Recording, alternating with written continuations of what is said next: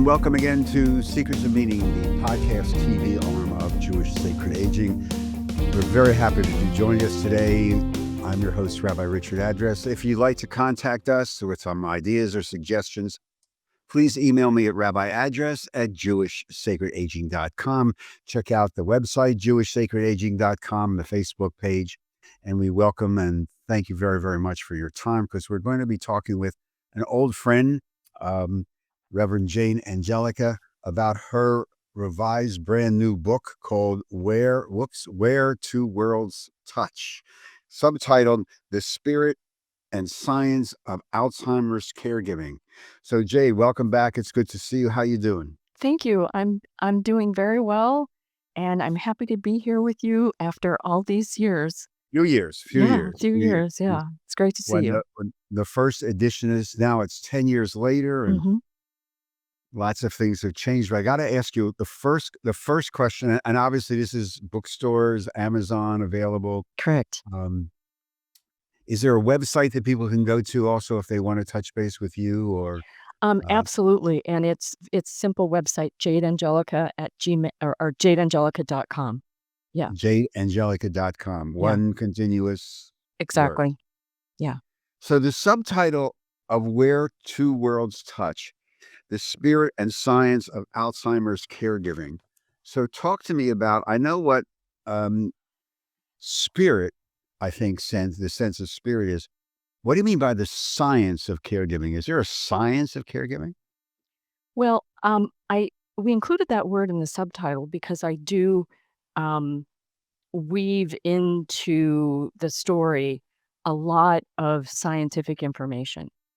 So that includes information about research that's been done.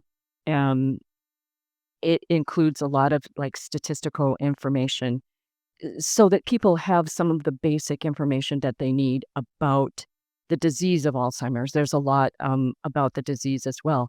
But your specific question about the science of Alzheimer's caregiving, yes, I do address that. And one of the things that fascinated me, that partly led to the writing of this book, was a connection that I made in 2011 with researchers at the University of Iowa. They did a research study, kind of a pilot study, about emotional memory. And what this study involved was they worked with patients who had damage to the frontal cortex of the brain, similar to Alzheimer's. And what they did is they showed them video clips that were either happy or sad. And what they discovered was that long after they had forgotten what was in these video clips, their feelings remained. So without cognitive memory, they still had emotional memory. And this was a groundbreaking research. And then they replicated the study with people with Alzheimer's, and they found the same thing. So they showed them a happy video clip, and they were so happy. And 30 minutes later, they hadn't even remembered that they saw a video clip, but they were still really happy.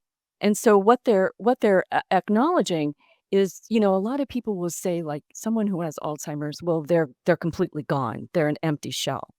Yeah. Well, they're not. And this research is acknowledging that their emotions are alive and well.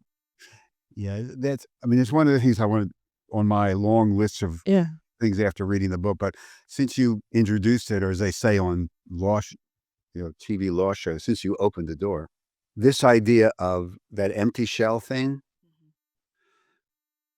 I need you to explore, because I know you walk this walk with your mom. I walk this walk a little bit with my mom. And people come up and say, well, that's not really your mother anymore. It's not really blah, blah, blah. And yet, I think this is where the art comes in. Talk to me about, first of all, you walk this walk with your mom, but also as a clergy person. Exactly. That soul is there.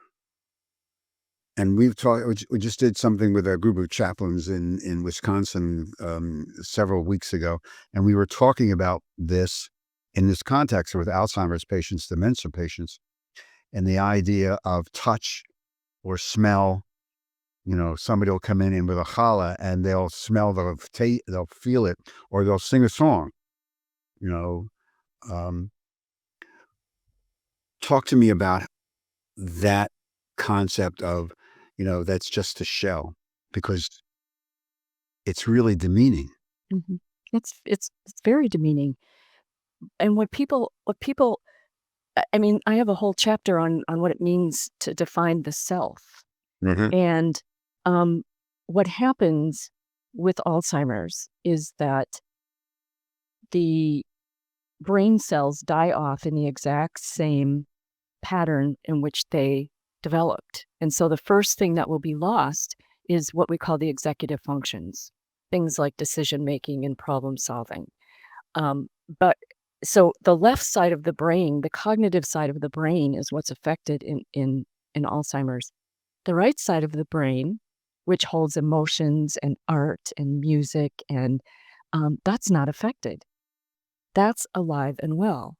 And one of my mentors, Stephen Post, Oh, yeah. talked about a conference that he presented in India, and he was talking about that their self is still there. And one of an Indian elder popped up and he said, "Yes, what's important is consciousness." And Stephen reminds us, people with Alzheimer's, they're not in a coma. They are as aware of what's going on around them as we are. They're appreciating, he talks about the beautiful colors, the changing in the fall. He talks about especially music. That's one of the studies that I cite, is how important music is.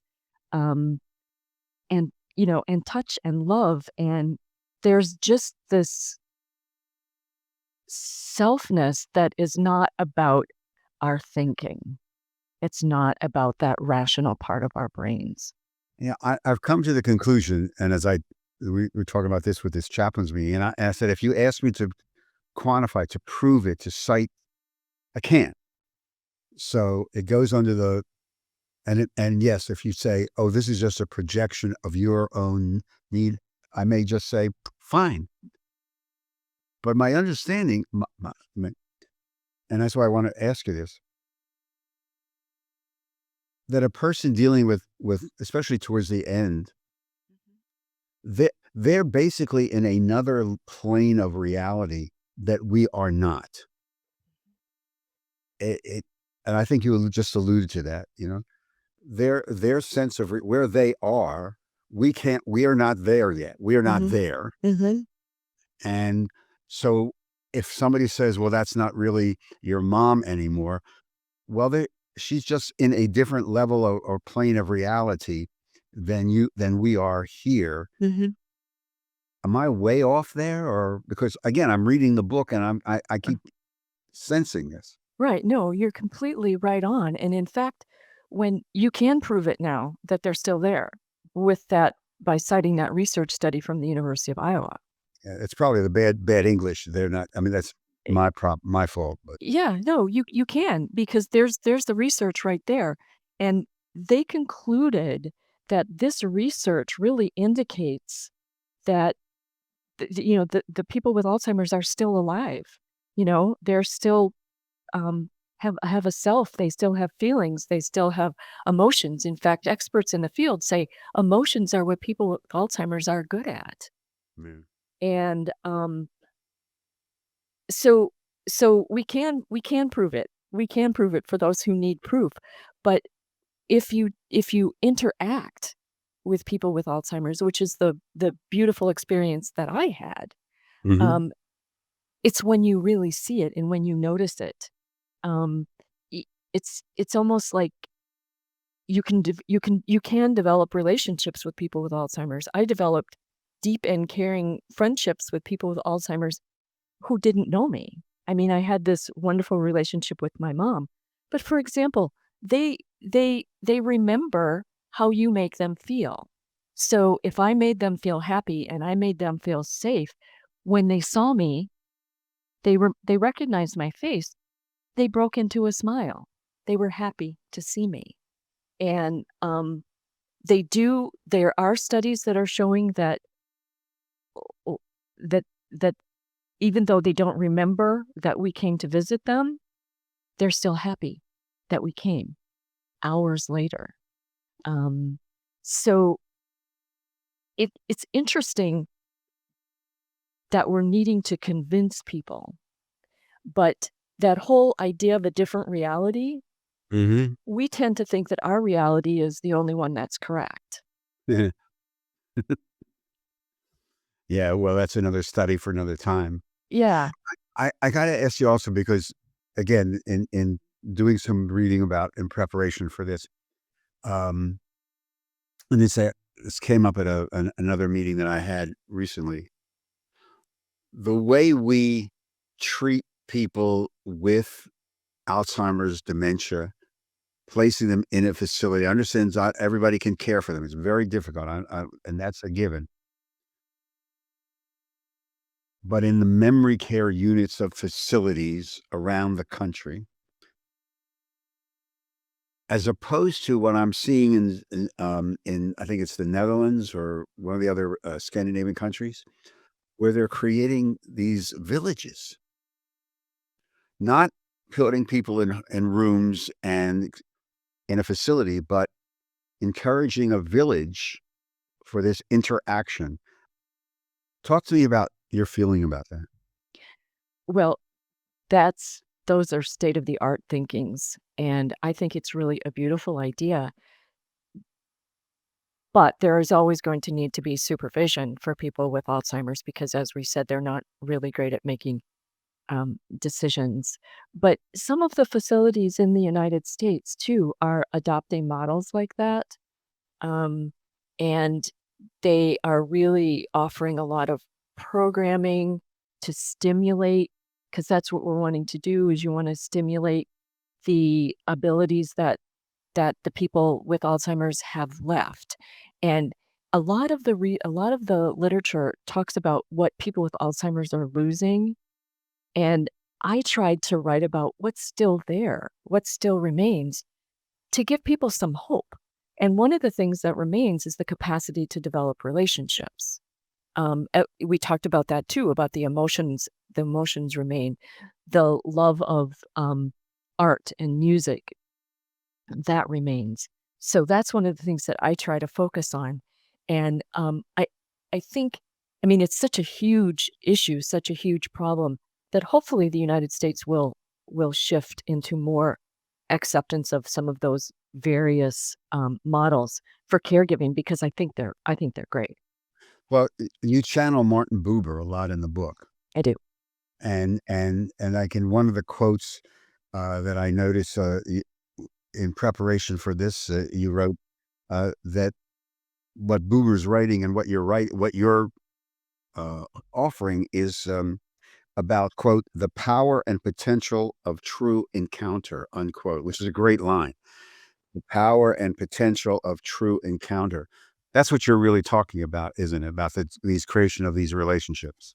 Yes, yes, it is, Richard. And to go back to your point about people with Alzheimer's having a different reality, this is where the true encounter comes in, Hmm. is they don't have the capacity to meet us in our reality. So we have to go to them. And that's where the true encounter can happen, when we accept their reality is valid. That's what, the advice that experts in this field have been giving for the last 30 years is meet people with Alzheimer's in their world and find joy with them there. That's why a large part of my book is talking about the practice of improvisation, because I was taking improvisational theater classes when my mom was diagnosed with Alzheimer's. And that's how I learned to engage with her, is instead of saying, no, mom, FDR isn't the president anymore. It's Joe Biden. or whoever at the or time, whoever. it's like, "Oh, yeah, FDR. Tell me what you liked about him." Engage with her in her reality wherever that is, and that's what opens the door to these amazing connections that can happen. And you can learn a lot about their lives that way too. Yeah, you have at the back of the book. I want you to mention it too. A huge amount of resource material, places, ideas. Talk to me about. Um, it's not just a list of books. It's way more, isn't it? Um, yes, a list of books, but also I have listed websites of Right. people, caregivers, other caregivers such as myself, who have decided to take this experience of caregiving, which many people would consider a hard road, and make something beautiful out of it. And so there are websites listed there for other caregivers who are making a difference. They've used their experience to make a difference for other caregivers. So hopefully we can make the way a little bit easier for those who come after us. And we know it's not going to be easy. We know that, but maybe we can make it a little bit easier. Opening some ideas, giving some suggestions. Like I said, the whole idea of using improvisational techniques to engage with people with Alzheimer's has really taken off, and more people are starting to teach that now. It's a great. It's really like going back to a basic, pastoral counseling model that we study. You meet people where they are. Correct. I mean, that's really, in essence, what you're saying, which is a very valid and very humane. Uh, Yes. uh, so this volume, you 10 years on, what's what have you learned in these 10 years? What's the big takeaway? How much has changed in our societal approach to this issue? How much has changed in a societal approach? That's a really good question because I do think what we're dealing with, and the reason this book is relevant 10 years later, um, I mean, it's still my story with my mom. I mean, it's been updated significantly, but the reason it's still significant is because the the world of Alzheimer's caregiving is a revolving door. And so there are people who've been on the journey for 10 years and their loved one dies and they're off the journey. But then there are people every day who are entering the journey with a new diagnosis, and they could be on this journey for 10 years, 20 years.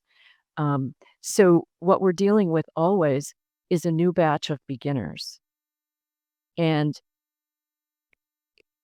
in comparison to when I started the journey with my mom in, say, 2003, 2004, to now, there are lots of resources out there. Um, Lots of podcasts like this. There are lots of, one of the references in my book is Lori LeBay's Alzheimer's Speaks. She has a website that has all kinds of resources, free resources available for people. So there's a lot more education now. And I think that that's the most important thing. The first step for a caregiver is to become informed. Is the stigma lessened? I don't think so. Really? Yes, I don't think so. Um, and, we talk about I, entering into that true encounter, meeting a person with Alzheimer's in their world and finding joy there. 30 years ago, that was the primary recommendation. And people still, they have resistance to that. It's the most important thing you can do in trying to communicate and connect with someone with Alzheimer's is accept their world. And people resist it because they feel like they're lying. And that's one of the things that, from a spiritual perspective, we really need to try to combat because you use the most important word. It's the humane thing to do. So when you say people feel that they're lying, just elaborate on that a little bit. Okay. What do you mean by that? Well, so my mom thinks that FDR is the president. And people would say that if I agree with that, I'm lying. Oh, If I I just say, "Oh, yeah, FDR is the president," um, they think I'm lying. Or if she says, I have to go to work, it's 8 o'clock," and I say, "You don't work anymore. You're retired. You retired in 1984." Or she says, "My mom is coming for lunch." Say, "Oh, mom, your mother died in 1935." Um, I'm stating facts as I understand them, which she cannot comprehend at all. She thinks her mom is coming for lunch. so what do you say? My mom is coming for lunch, and instead of saying no, your mom died in 1935, the humane response is, "Well, I bet you're really looking forward to seeing her. You always have such a nice time together." so I mean, there. If I'm not mistaken, there are also places to actually who've unpacked these appropriate and inappropriate type responses. Which talks about exactly what you're talking about. It's not about you; it's about the person you're visiting. And so that's I guess, the way you play it. You go to where they are, not where you correct, because Yes. it doesn't make any difference. Yeah. Um, how challenging is this? Well, the answer, the question begs the answer, but the challenges of long distance caregiving, because not everybody can do what you did. Not everybody can pick up and move. Not everybody can move mom or dad back to their original place of residence because there's economics involved, logistics involved, family dynamics involved. Practical tips for somebody who has to deal with this in a long distance way. Um, yeah, long distance caregiving can be really challenging. And what often happens is that, say what was in my situation is a sibling, my sibling was here taking care of my mom at first, and we had vastly different ideas about how mom should be cared for. And that's very, very common. And so what if something like that is happening, if you have a loved one who's at a distance and you don't have authority to care for them or make decisions, I think the best thing that you can do is really educate yourself um, about the disease. Stay in touch with your loved one. I think that was very important. I stayed in touch with mom through the phone. I stayed in touch with her through writing letters, and she wrote letters back for as long as she was able to do that. And and then, um, you can gently offer suggestions to whoever the person is who's making decisions, but they may or may not accept it. So one of the things it's a very humbling time, where we sometimes have to put our loved ones into the hands of God and, respect what the other people are deciding. Um, if you have authority, that was my problem is I didn't have the authority to move my mother where I to where I was living. Um, it was easier to move me once my sibling moved away and mom was in a nursing home. Um, but it is very frustrating, and there are stories like this in the book about caregivers close and at a distance who don't have the authority to make decisions over their loved ones. Um, So that raises a really important issue. Every clergy person that we both know has counseled families who will come and saying, this is what we're facing. What do I do?" The importance of sitting down with an elder care attorney, of getting those documents figured out. There's even an advance directive for people who diagnosed with early onset Alzheimer's to begin to make these decisions, to find out who has power of attorney, who can make those decisions, what are arrangements, getting all this done as so that there's a clear delineation, the importance of this. But I got to ask you, because 10 years ago, this, we never even thought about this. 10 years on, the development of artificial intelligence, robotics, the use of robotics and robots for caregiving, especially if you're dealing with long distance, I think we're entering the beginning of a whole different revolution in Yeah. caregiving. How do you feel as an expert in this about the employment of technology to assist in caregiving? Well, I don't know exactly what that would look like, but I do know that people with Alzheimer's will eventually not be able to engage very much with technology, if at all. Mhm. Um, so I don't know how it would get implemented unless there was a caregiver in the space to help them. Well, they're gonna work on literally a robot that for a long distance things, especially who could go in that room in the memory care unit, that you could go on a screen and actually have a conversation. If you Oh, can't get on a plane and fly the 1,000 miles, because for a variety of reasons, yeah, but so that mom or dad or spouse got in, if somebody just clicks the button, you can have this inter now it's expensive. This is sure. the beginning of this technological, who knows Yeah, what artificial intelligence will be able to do, but I think there is a possibility that, given the science of caregiving, and that is the science of caregiving, there'll be a lot less lonely or isolated people with even an electronic connection, yeah, especially if you can't get on a plane and get there every other day. yeah, I agree. In fact, now that you're saying that, I wasn't really sure what you were talking about. One of my doctors had one of those little robots that had like a screen on it. Oh, yeah. And it Oh, was yeah. somebody, like, taking notes for her, and so it was in the room. I think that's a terrific idea, um, and one of the things that we'll come to understand is that the visual may not be as important as the sound because y you know, they may not remember what someone looks like, but they remember the sound of the The voice. sound, Yeah. right. Your Yeah. sound. When my mom was in the nursing home and I had to travel, I called her every day and, she'd just hold the phone up to her ear, and the nurses told me she just smiled the whole time. She couldn't really speak, but I just talked to her, and she enjoyed hearing my voice.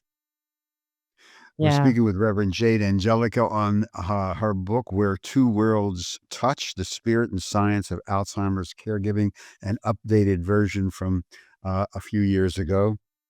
You talk about in the book, Jade, the quote, perspective of holistic healing, unquote.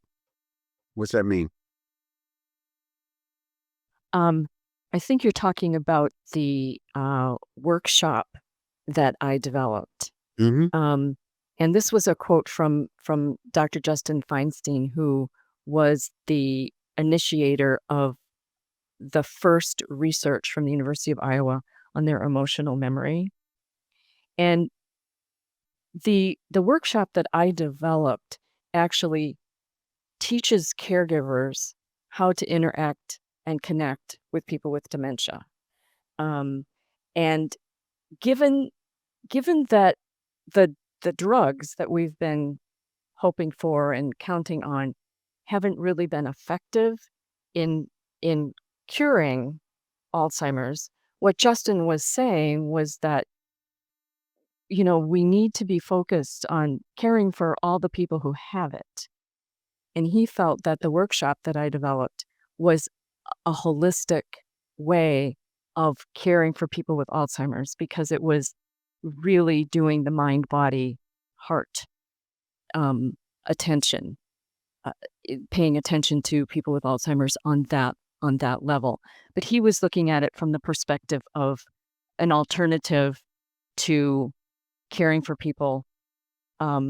And one of the ways that, like for example, the being with people in the moment and the improv approach and the workshop that I developed is that the goal is to try to keep people with Alzheimer's in that happy place, because one of the things they do lose is their ability to process emotions, to understand the emotions that they're having, and they also lose the ability to soothe themselves.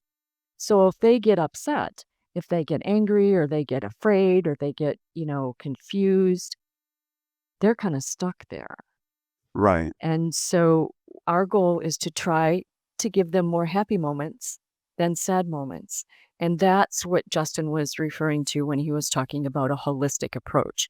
We're caring for them by trying to keep them in a happy emotional state. Yeah. In fact, I think you write a lot about this in one of the chapters on the self, about talking about that. Um, the quote is, Alzheimer's people with Alzheimer's can experience and express a range of emotions throughout the course of the disease, including joy, gratitude, anger, and fear. So that's, this, and from my experience, sometimes that range goes just changes. It's um then you factor in some other issues like the wandering thing and the verbal stuff. It's it there it is an overwhelming task.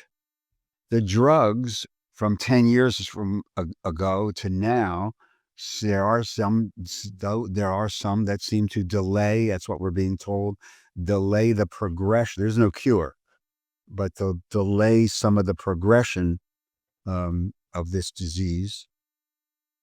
And who I knows? found this on the web. Uh, who knows what 10 years from now will bring? Exactly. But you have this phrase in the book, which I loved, because to me, caregiving is in many ways a dance. And you wrote, quote, "The dance of yes and no," unquote. As a great image. What does it mean? What it means to me is that usually when you say yes to something, it means you're saying no to something else. And we kind of have to go back and forth in the Alzheimer's world between yes and no. For example, um, that's where we come up with the saying yes to mom's world, Mhm. saying yes to her mother coming for lunch. It means saying no to my reality, which is, my grandma's been dead since 1935. She's not coming for lunch. So that's where we're going back and forth in that dance of between yes and no. Right. And like a dance, it can be slow or it can be very there's no just one. I think that's in my experience working with caregivers, even in the workshops we do on caregiving for Jewish sacred aging, people are very open to say, yes, but the range of emotions that I may have to go through in a day um, leaves me exhausted. And because there's no steadiness, it is, who knows, it is a dance. There is this amazing dance. What, as a clergy person, what's the role of faith and what's the role of ritual in all of this? Let me take the ritual first, because the ritual is extremely important. And my mom was Catholic, and she was in a Catholic nursing home, and every day they had mass. Every day they had the rosary, and these were rituals that my mom had been participating in since she was a small child. And I can't tell you the amount of engagement that happened when we went to mass. And the Catholic mass has a tendency to have a lot of visuals.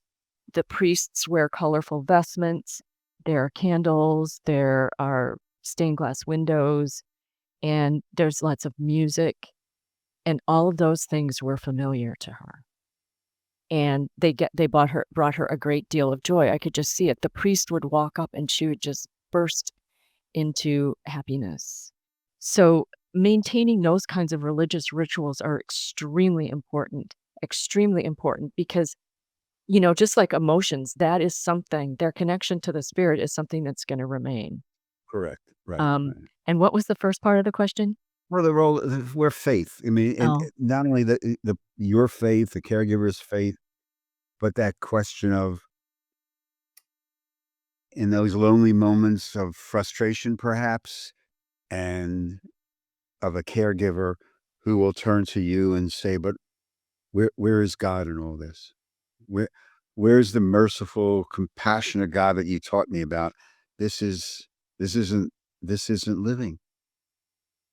Which begs the other question, the flip, and that is this whole conversation about quality of life.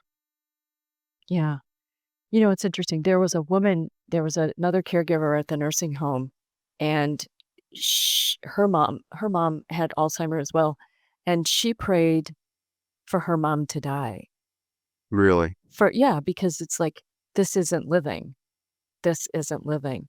And I prayed for my mom to be there one more day because the relationship that we had was so loving.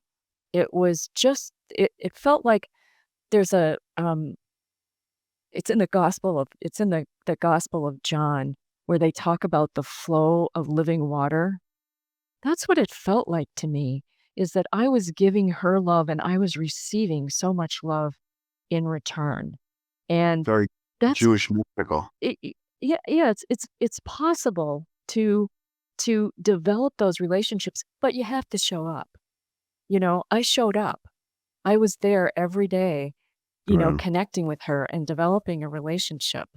And what I would say, well, it's a Buddhist concept, and certainly the book of Job is this concept as well. There is suffering in life, and it's not about punishment from God. It's just about life. There's suffering in life. There's pain, and if we think that that we shouldn't be in pain or we shouldn't have suffering, then we really, really suffer twofold, you know? And it's about one of the things another research study has shown this, that the most effective coping technique for caregivers is acceptance. Like radical acceptance is this is what's happening. And we're all going to die and there are a lot of ways to get there. And one of the things I experience with people with Alzheimer's is, yes, it's a long, slow progression. Some people refer to it more as a disability than like a terminal illness because you don't die right away. But every day, um, you have to adjust different capacities, and the caregivers have to adjust as well. And but I'll tell you, they don't seem to be suffering. The people who have dementia don't seem to be suffering in the same way as people who have, say, terminal cancer. They they kind of lean into the dying process with this gentle, they kind of walk into it gently. It was just amazing to watch it. And I think the caregivers probably suffer more Oh, I don't think there's any doubt about that. than the people with dementia. And and perhaps if they turn to their faith and just accept that this is what's happening, this is the journey that God has given me. How can I find meaning? That's what Viktor Frankl said. Frankl, no, it's every that the message of Frankl is that everybody's going to everybody there's suffering for everybody. It's how you choose to deal with it. And then the camps took away everything, but they could never take away my ability to choose how I'm going to deal with the present situation.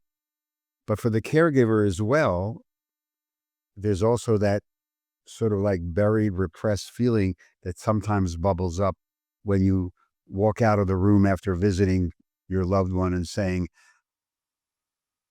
"This really is scary because is this me in 20 years?" Oh, exactly. Exactly. Exactly. Yeah. I have to say, I used to, I had that exact experience. I used to push my mom in a wheelchair up and down the hallways, and I'd look into the rooms and I'd think, "Oh, this could be me." this could be me in 20 years. And the truth is it could be. And, studies have shown that people in the United States are more afraid of getting Alzheimer's than they are of dying.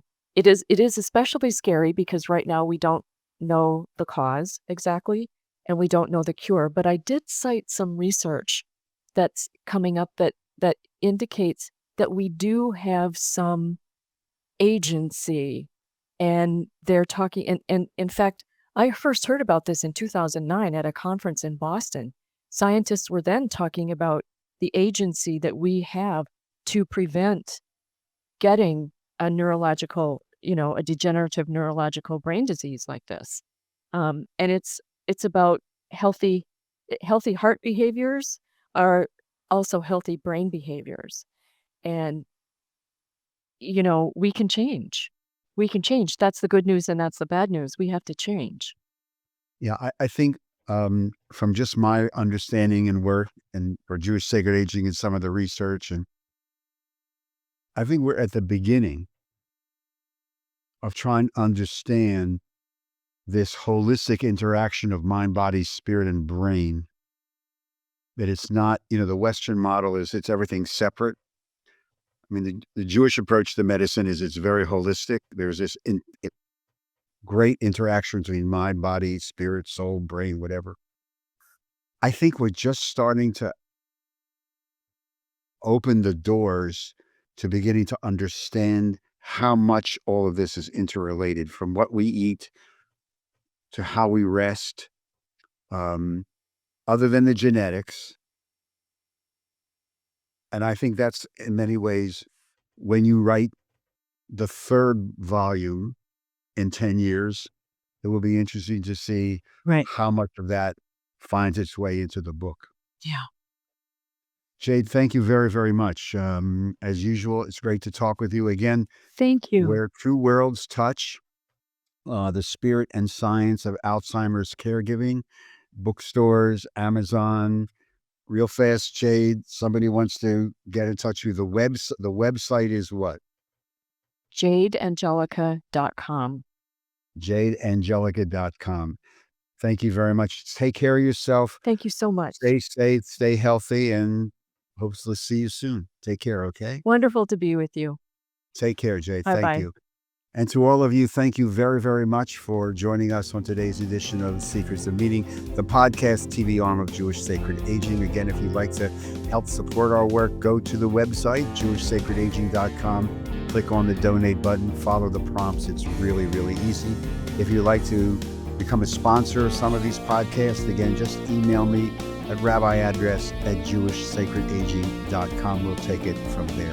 Secrets of Meaning is produced at the broadcast centers of Lubeck and Media Companies in wonderful, bucolic, suburban Cherry Hill, New Jersey. And a shout out to our great and genius producer, Steve Zubecki. Thank you again for joining us. Until our next time together on Secrets of Meaning, take care of yourself, stay healthy, and be kind to one another. Thank you, and shalom.